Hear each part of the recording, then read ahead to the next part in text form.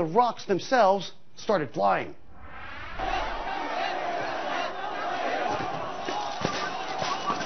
This was the scene in the People's Republic this week, citizens taking to the streets to protest what they claim is a major provocation by Japan. It all came to blows when Japan declared it bought a disputed group of resource-rich islands in the East China Sea, known as the Senkakus by Japan and the Diaoyus by China, and then reports that 2 Japan nationals had landed on the islands. People landing on the islands is a serious violation of Chinese sovereignty. We urge them not to take any measures to complicate or aggravate the situation. We reserve the right to further react. In response, 11 Chinese patrol boats headed for the archipelago, ratcheting up tensions and sinking relations to the lowest point in decades.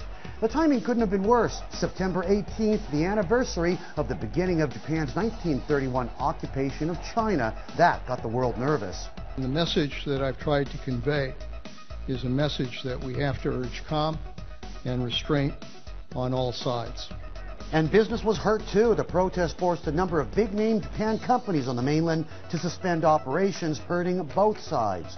I believe the Chinese government should handle this issue with care, as Japanese companies are important to the Chinese economy in terms of employment. China and Japan are also major trading partners with annual trade north of $300 billion. Experts say the 2 punching partners actually need each other. The economic relationship between Japan and China is far too important. In economic terms, you do want to have a smooth Japan-China relationship because both the Chinese and the Japanese corporations do depend on each other. They are linked at the hip. Joining us is Philip Chan, Director of Financial Service Provider Shenyin Wanguo Securities, and from Tokyo, joining us is Nicholas Smith, Director and Strategist at CLSA. Nicholas, let's start with you.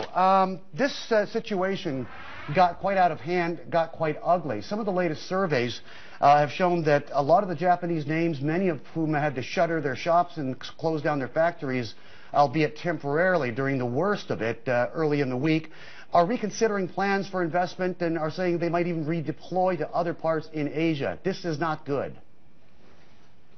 Well, to be fair, it looked very, very bad at the beginning of the week, and there have been a few jokes about St. Helens. That's to say, if Helen's the face that launched 1,000 ships, we seem to be about 990 short at the moment. So it looked very tense. Obviously, wage rates have been going up in China at almost 20% a year. So the difference between the cost of producing something in China and Mexico, for example, there was a Boston consulting study very recently suggesting that actually if you want delivery in the US, it might be better to produce in Mexico. So I'm sure that people are thinking very carefully about the situation. Yeah. Right. Philip, weigh in on this. What kind of effect have we seen in the markets? Is there going to be any irreparable lasting damage from this? The protests are spreading. They weren't contained in just the PRC. The South Koreans started to bring that whole comfort woman issue from World War II into the conversation as well. I mean, feelings run deep, and the wounds have never really healed.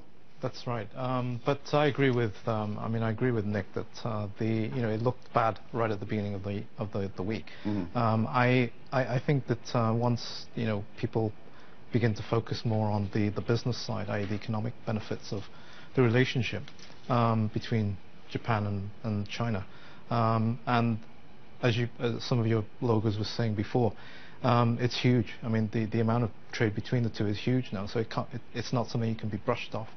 So I think that it's something which would has to be sort of like solved between high levels, the high levels of the government.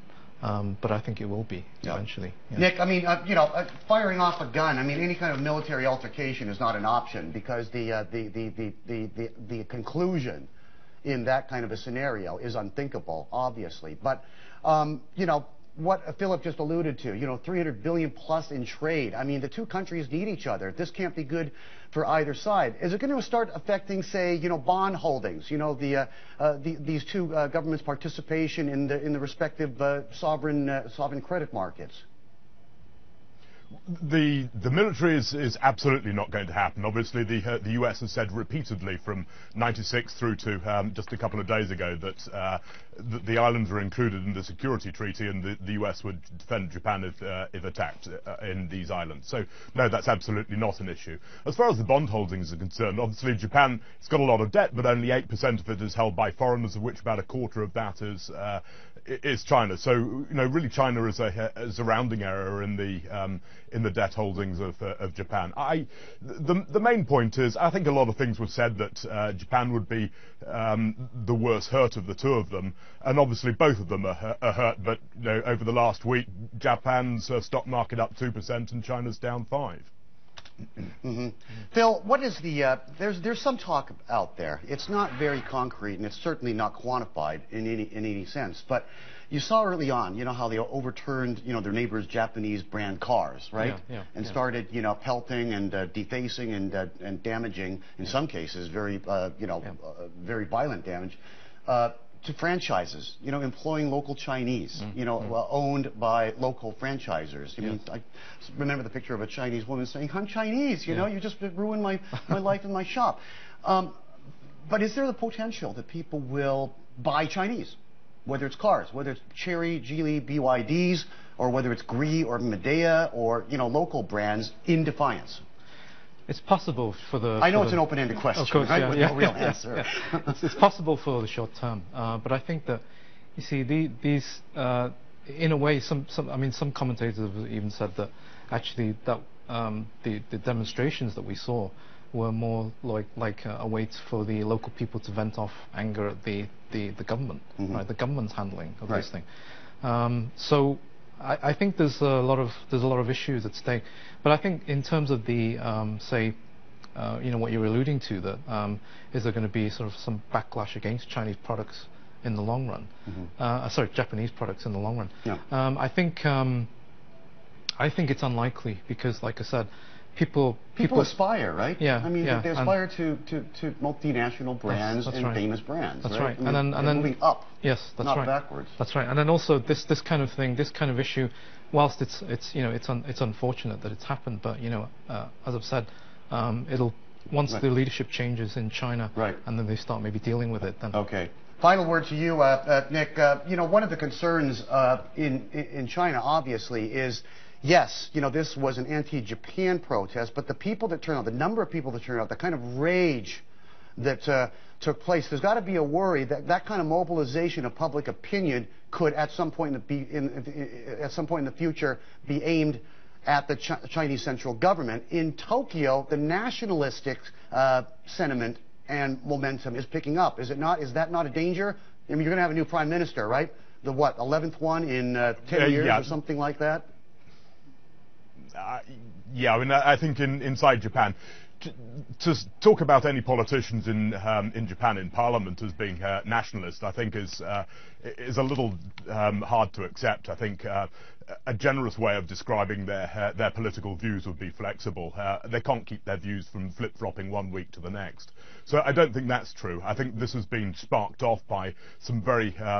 I think the mayor of Tokyo is a different beast entirely and has a lot to do with this having flared up in the first place. But inside China, I would have thought that the problem is that there are banners not only talking about the Japanese, but also talking about their own leaders, whether it's corruption or lack of democracy. So people will be worrying who's going to be the target of this next. And I think other countries will be saying, at the moment, the Japanese, could it be us next? So it isn't good for trade for anybody.